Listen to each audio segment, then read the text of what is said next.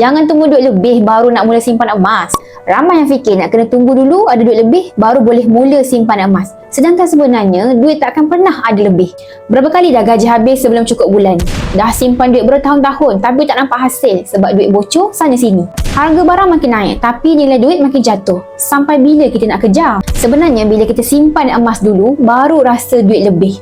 Kenapa? Yang pertama, tak mudah bocor. Nak guna kena fikir 2-3 kali sebab kena jual dulu.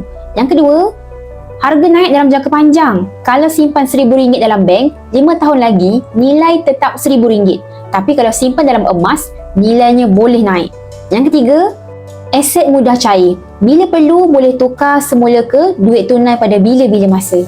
Tahun 2010, RM3,000 boleh beli hampir 5 dinar. Tapi sekarang 5 dinar yang sama, harganya dah pun mencecah RM10,000. Jadi jangan tunggu duit lebih baru nak simpan emas. Mula saja dulu walaupun dengan RM100 menabung dalam akaun emas Gap Gold Accumulation Program Public Gold. Dah bersedia nak mulakan simpan emas? Boleh terus klik link di bio, tekan daftar percuma. Saya bantu tanpa sebaiknya, insya-Allah.